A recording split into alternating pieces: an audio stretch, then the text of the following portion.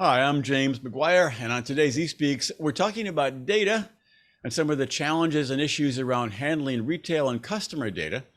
We're also taking a look at data brokerages and how they can serve businesses. To discuss that, I'm joined by a major industry expert. With me is Ismail Amla, Executive Vice President, Professional Services at NCR. Ismail, happy Friday to you, and thanks for joining us today. Thank you, James. Happy Friday to you. Thanks for having me. And how is life treating you on this Friday? Are you just running breathless? Are you keeping up with it all? What's life like today? I'm in the UK. It's the end of the day for me right now, so I am looking forward to. As you know, the weather in the UK is always unpredictable, but hopefully a nice weekend coming up. Mm-hmm. I guess in the American imagination, people in the UK, the minute the whistle blows for end of work, they all go out to pubs. I don't know if you're part of the cohort or not. That's just maybe just stereotype. It's pretty stereotyped. We don't need to go there. Thank you. Great. So let's talk about, speaking of pubs, let's talk about data. Yeah. Data is such a hot topic these days. I would say data might be the hottest topic in terms of, enterprise IT, moving it around, storing it, getting insights from it.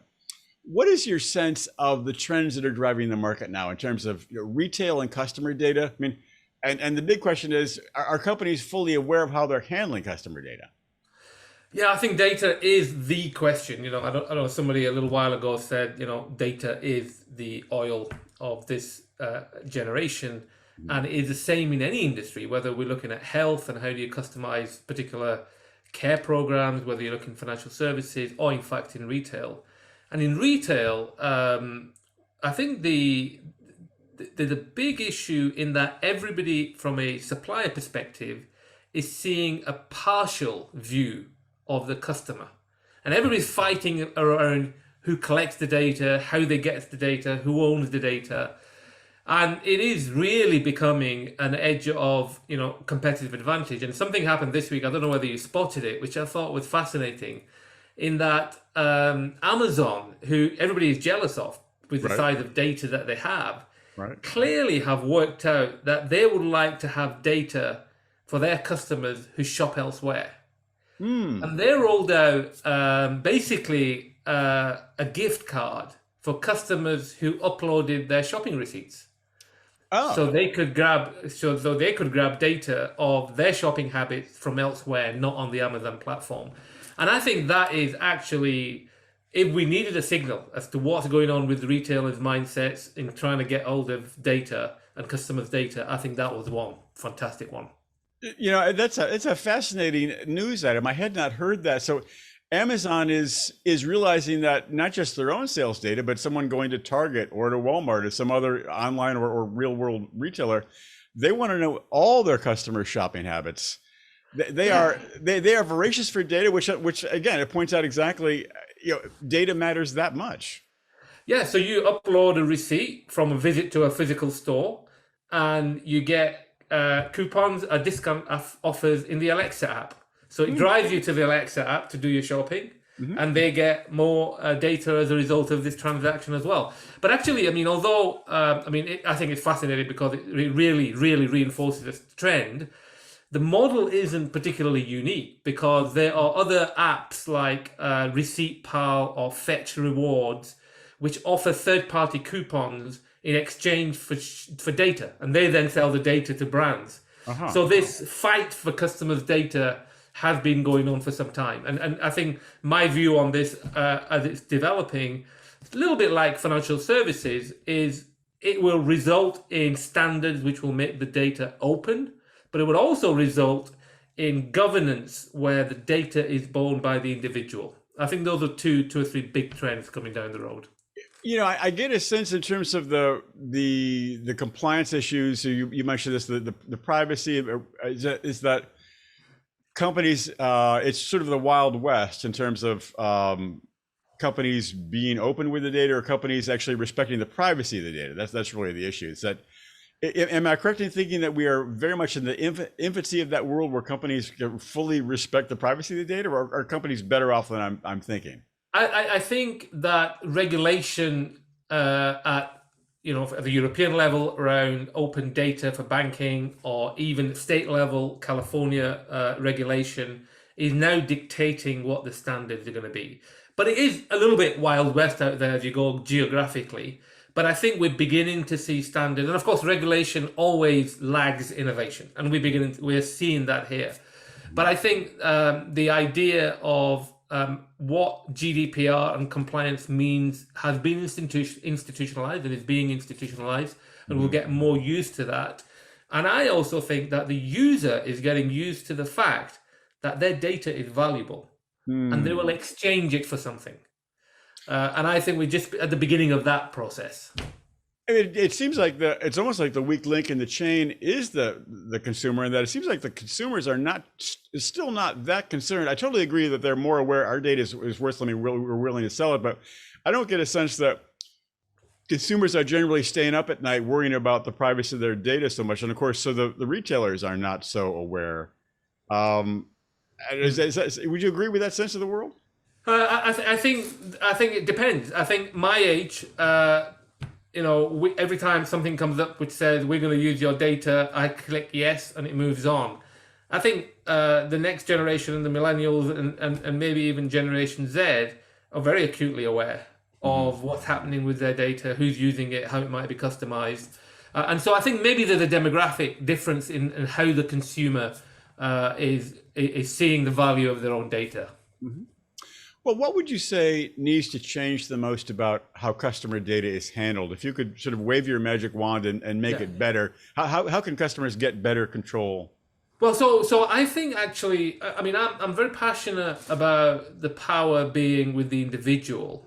And I think the first point is that a consent framework, which said every time anybody wants to use my data, somebody needs to ask me that I'm going to use your data for this reason. And I think that's beginning to be rolled out, but I think a consistent consent framework is really going to be important. But let me paint a picture to you as to why it's important. So let's say I am somebody who goes into Walmart to shop, and every year I get a school uniform for a child who's 3 years old, and then 4 years old, and then 5 years old. And so Walmart is beginning to get data about me. And the reason I want them to use that data usefully is I want them to help me get my school uniform for the 6-year-old next year, because they know I'm going to buy it. Right. And so if they then use that data to go to Walmart Financial Services and they say to me, are we okay sharing this data with that guy over there? I said, okay, if you're going to use it for this reason. And Walmart Financial Services says to me that, look, we know you're going to buy a school uniform in 9 months' time. We're going to help you save for it. And if you buy it from us, we're going to give you 20% discount. And that allows them to manage their supply chain. It allows them to manage capacity. They can hook me in terms of all sorts of loyalty things. I get a value that I wouldn't have otherwise got through the use of my data, because I'm going to get a discount on that school uniform. And so, I think as long as these organizations are trying to provide a customized service for me, which is very, very specific and valuable to me, then I think it could be hugely powerful for the individual. I guess if I think cynically about that for a moment, I think there's a big retailer out there who might realize, hey, the demand for school uniforms is going to go up 27% in the coming school year. We can safely raise the prices on the uniforms 8 or 9% because there's a larger demand. And we only know that because of the level of data we're getting. I mean, is that too cynical? No, and of course that is the flip side of using the data, and the market will respond or not once they have that data and they put the price up. But there is, of course, danger of using data to make bets and to create issues between supply and demand. Something that's been going on and will still go on. But you're quite right; they could get really granular in terms of using data to create bad outcomes for individuals. But of course, there's lots of market dynamics I would think that would protect against that. I want to talk about NCR and the role NCR plays in all this, but I want to dig into data brokerages. Explain to us exactly what is a data brokerage and how it can help companies, please. Yeah, I think data brokerage, have been around for some time. And in fact, there has been some bad behaviors, a little bit like what you described in terms of how do they use the data that people get hold of. I think the data brokerage of the future will be consent driven, so the power of the ownership of the data sits with individuals, and it will be focused on adding value to the individual. So for example, you could say that I have enough data about you to be able to say that I think I know you might be interested in getting offers around car insurance at about October timeframe. And so I'm going to ask you permission to say, can I go and find the 3 best car insurers and get them available to you? And then I also know that, you recently moved house and you're going to do some refurbishment. So, I can offer you really very, very customized offerings. So there's a relationship developed between a data broker that you trust. And the data broker, by the way, has data not only about you, but about things adjacent to your interests. So it adds value. And yourself. And I think some of those, of course, are platforms, right? The Amazon platform could be a data broker. They have more data than a lot of things. The Walmart platform, who are responding really well to Amazon in the online sales world. Those platforms is going to be, I think, we're already beginning to see that. And in fact, the top 5 companies in the world, the top 5 most valuable companies in the world are all platform companies. So they're an element of data brokerage going on there as they provide their services, the Apples, the Googles, the Amazons. Right. So, of course, I'm going to assume there's a number of smaller and mid-level data brokerages only that are pure play data brokerages, correct? Yeah. And you can go, and as we know, we've always gone for particular organizations, for particular data services that continues to operate. It's online, it's on a platform. Once it's on a platform, it has the network effect. Everybody can access it, and everybody can access data from that brokerage, which might be about health, and data from that brokerage, which might be about weather, to add a particular service which puts together weather and health to give you a particular provision of service that you wouldn't have got otherwise. So there are niche brokerage, data brokerages. I think the platform economy allows them to create network benefits that didn't exist before, I would say. Well, let's talk about NCR in particular. I mean, what is the NCR role in all of this in the data world? Well, in the data world, we sort of stumble upon a level of data that very few organizations in the world have. So if you think about what we collect, and let's think about NCR in retail, where point of sale is the core of our offering.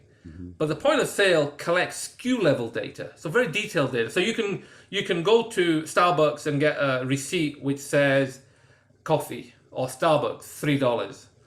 But once you get to the SKU level data, you could have actually gone to Starbucks and bought coffee for $3, or you could have bought a coffee bag for $3. So you've got the SKU level data of very, very detailed data. And what we have is really SKU level data in our platforms over years and years that has been collected on individuals for some of the biggest brands in the world. And as you know, we are the biggest point of sale retail provider in the world. Right. And that has allowed us to collect this data, which of course the same questions about governance and ownership and sharing and all these things still apply.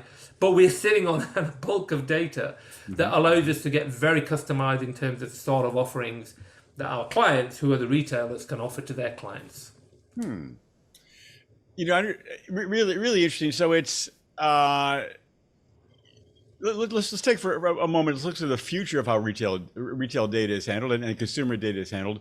Yeah. What we've talked a little about this. What do you see in the future for big developments here? Well, I think for retailers, well, let me take a step back. I think that across a lot of sectors, organizations are trying to become the super app for individuals, and the super app being, let me be the point of contact for you living your life. So whatever you're going to do, whether you're going to get on a train, grab an Uber, go shopping, whatever you're going to do, come to me as the app.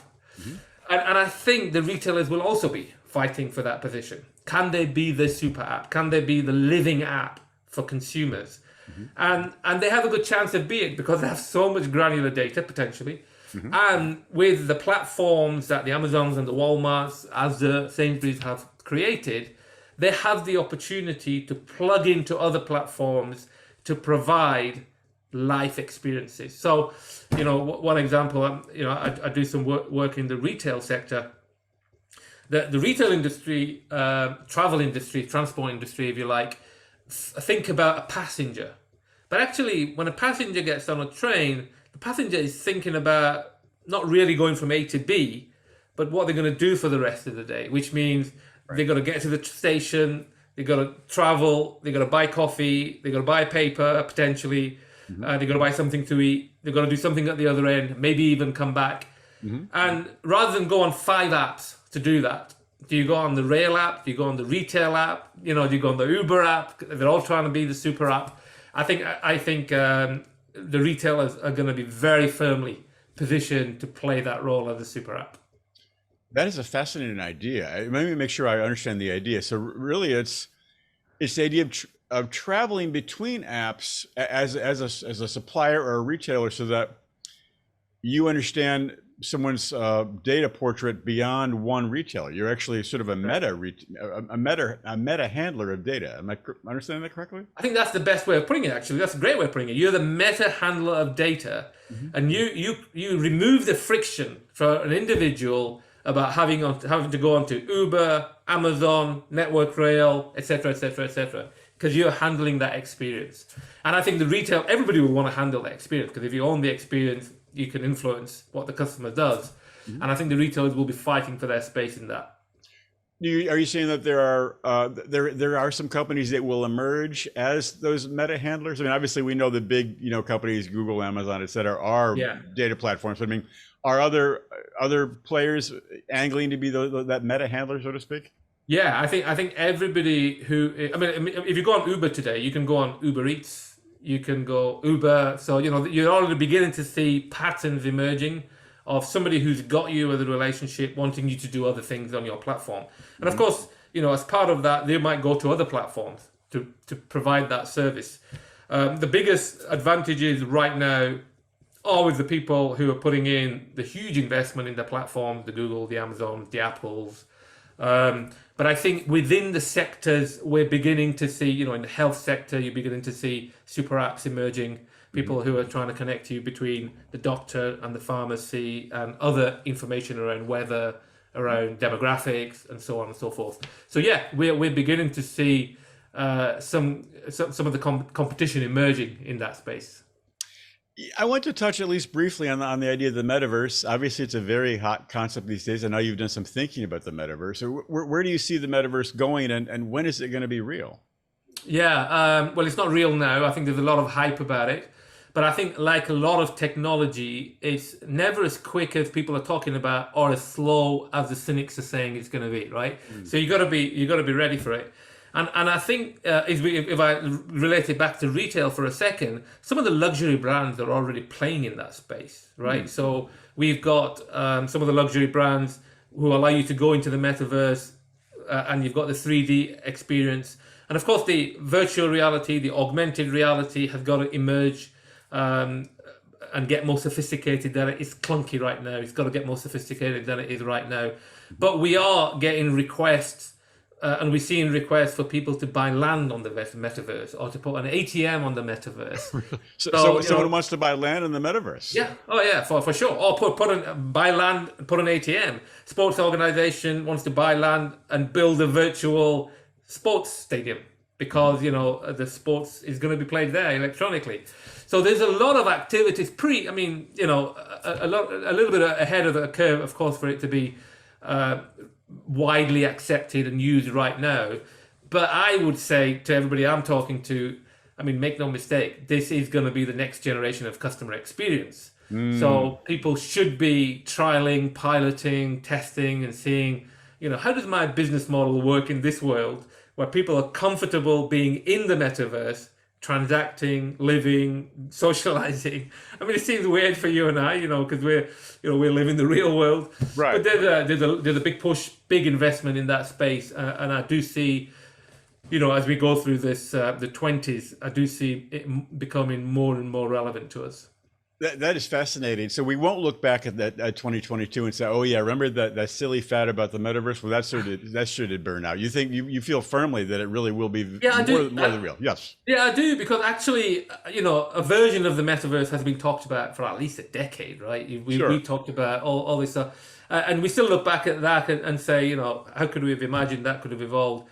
But if you think about what's happening with virtual reality, augmented reality, also actually put the post-pandemic world where we got used to being online so much of the time, Yes. where we got used to the lack of intimacy in terms of social contact. I think there's a few drivers coming together, which means that the metaverse, it may not be as quickly or as impactful as, Facebook would like to think when they rename their business. But I do think it's going to be, from a customer experience perspective, it's going to be a very viable approach to to engaging with your clients and engaging with communities. I don't want to belabor the topic too much. I just a little more clarity in terms of when I think about buying land. Say if I'm going to quote unquote buy land on the internet, it might be like putting up a website. In essence, I'm creating real estate on the internet. If I'm going to buy land in the metaverse, first of all, who's selling it to me, and what does it mean to own quote unquote land in the metaverse? Simply have a presence, you mean? Yeah, if you think about the metaverse, actually, I was reading about this a little while ago. So, global businesses like PwC, JP Morgan, HSBC, Samsung, right, have snapped up. You can read about it. It's a weird thing to say, but they snapped up plots of virtual land, so you buy it from things like Decentraland or Sandbox, which are metaverse platforms. okay, you on paper, you get, if you buy it and you want to sell it, apparently you're going to make a bit of money. So there is some opportunity for people who are speculating in that space. Why would you want to buy it? You want to buy it because you want to build something virtual on it. You want to buy it because you want to attract somebody to come and shop in it. It's a bit like having a personal web page, if you like. It's mine. Well, that seems like the obvious question is, land on the actual physical planet Earth is finite, but land in the virtual world is infinite. And so how can it have much value if it's really infinite? Yeah, 100 questions, great questions. And I really can't, I really can't answer all of them. Right. Yeah. But there is, there's financing for it. There's people who are brokers for it. There's people buying it and selling it. The platforms are called Sandbox.com and Decentralized? The Sandbox and then the Decentraland platform. There's two platforms that you should probably go have a look at as the first step if you're interested in buying land in the metaverse. I need to go buy some land in the metaverse today, I think. Probably I'll use my credit card and buy a quarter acre, and I'll get so rich we'll be on a beach in Tahiti 10 years from now, so it's all going to work out. It's recorded via the the NFT, which is the way of recording things, and then you need a wallet capable of storing that you own it. So yes. It sets off a whole set of different businesses, industries, right. Just to support this idea that people are going to be very comfortable living, engaging, buying, selling in a virtual world. Mm-hmm. Ismail, I think you said it. It was absolutely fascinating. Thank you so much for sharing your insight today. It's great. Thank you. Thank you. Thanks for having me on, James. Appreciate it.